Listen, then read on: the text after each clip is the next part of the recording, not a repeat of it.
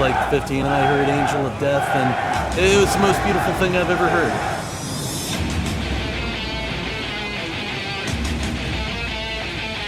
Adrenaline. Violence. Fun. Fucking major orgasm.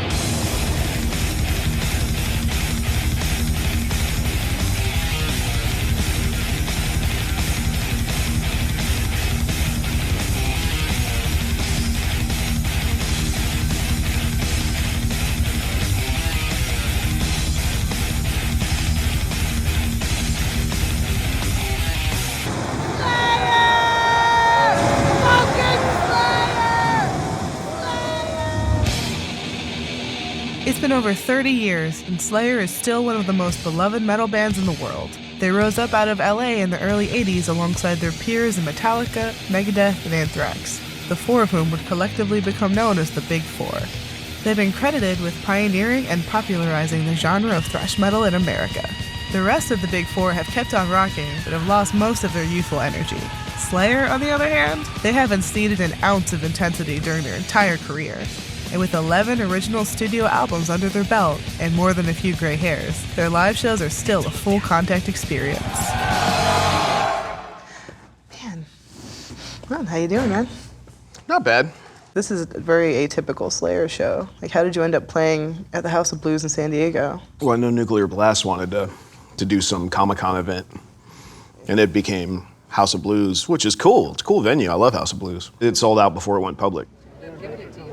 You've been doing this for so long. In the very early days, what were the shows like? They were crazy because thrash was exploding. You know, it was becoming the next big thing. And Metallica were and are kings of the hill. They tour stadiums because of the Black Record. We've had our ups and downs, but you know, we've always played comfortable venues. I think we're riding a high wave right now. When you first started playing together, like, how did you find like the right sound? Realistically, it ended up being our third record. Your first one, you emulate your heroes. Your second one, you got to start finding your direction. And our second record is a Merciful Fate record. You can tell me and Jeff were so into Merciful Fate because our songs got longer. We put all kinds of riff changes in it. And aside from Tom singing it, you put King Diamond on there and you'd think it's Merciful Fate record, probably. But Rain and Blood, when we took out all the reverb and stopped trying to be like Venom and Merciful Fate, that's when Slayer became Slayer, and that's the sound you've known us for to this day. The band was in San Diego at Comic-Con in order to promote their brand new comic book they've just put out with Dark Horse Comics. Are you guys into Slayer? We caught up with founding member Tom Araya and drummer Paul Bostaff backstage, and unsurprisingly, the conversation got political pretty quickly. Donald Trump's the biggest joke I've ever seen in my life. Everybody, like, clapping for some of the stuff he says. I'm like, this is the scariest shit I've ever seen as an American in my lifetime, you know? We're talking about the Constitution, and they literally wrote in there that, hey, listen, if things aren't going the way you think it should, trash this, get rid of your government, write a whole new one, because it's time for a change. Do you think revolution would ever happen here again? If they keep trying to disarm America, it'll never happen. You don't want the government to be the only entity that has all the weapons. They shouldn't be the only entity, because we're defenseless. That's why in the Bill of Rights, you have the right to bear arms. It's up to people to govern yourself. You have to use common sense. And no government, nobody else can tell you that. You have to figure it out for yourself. How do you feel about guns? I don't know, you know, probably depends what day of the week it is, you know, and what kind of propaganda I'm paying attention to. You know, at the end of the day, if you take guns away from everybody, only criminals will have guns. Is that better? I don't know. You know what I know is a problem? Police departments trying to be militant states. You can't have all these policemen shooting all these poor African-American people and nobody doing time or anything for it. You know, they're gonna retaliate. I would. I want to clear the air and say I've got nothing against police force. I think they're heroes, but Jesus Christ, something's got to change. Between that and, you know, the crazy religious conservatives going wild, well, things are just... That's never going to change. Yeah. I know you're not a big fan. Like, you know, sneaking suspicion that religion is probably not your favorite thing. If you want to go to church, come to my church. I'll be having a show tonight. You can check it out.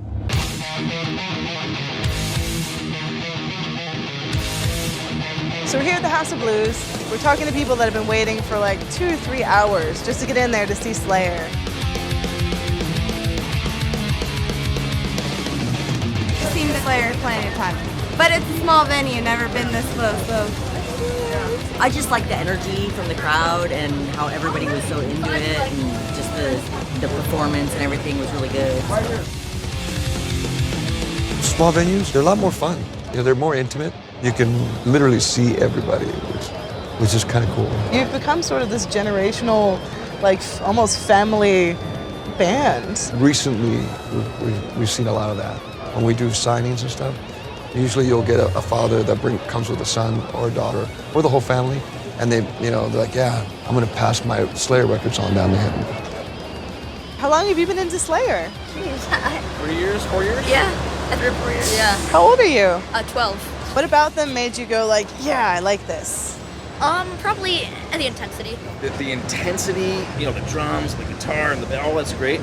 But, to me, they represent more than just music. It really is more about a way of life. Do you have any Slayer tattoos? I do, actually, but it would Really? involve me actually having to de-pants. This is the best Friday the 13th tattoo you'll ever see in life. Oh, wow. Slayer. Been 30 years. How old are you now? 49. Yeah, what made you get into them in the first place? Because they're metal. Right? Right. I just let my aggression out through the music. That's what Slayer's for. That's why, look at us, we're all chill all the time. We get into that pit and we rage like motherfuckers, and then we walk out like, yeah, It's like- feel better. I have some people describe it to us as like an orgasm. Like, just listen to Slayer is just like, getting I it guess all you out could there. say that. No ladies involved, but yeah, like an orgasm. We should be thanking you for coming here tonight, so thank you very much for coming here. What was that about? Somebody just fucking spit up here. What was that about? I just got done fucking telling you thank you for coming here, and that's what you fucking do. What the fuck's that about?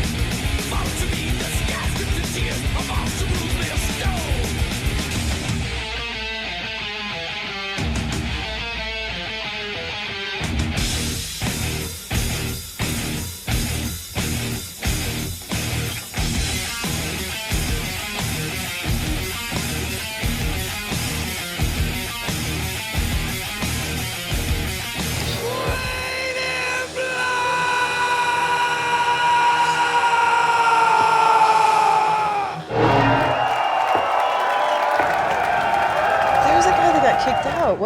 I couldn't see what happened. What happened? I just got done telling everybody thanks for coming. I mean, thanks for buying a ticket and coming to the show, because you make the show happen. And he spit on me. He spit on you. Yeah, I just kind of like, and I looked over and I think, really? So they kicked him out, and as they were kicking him out, people were punching him. Well, It's like, I mean, so they kicked him out and they saved his ass, I guess.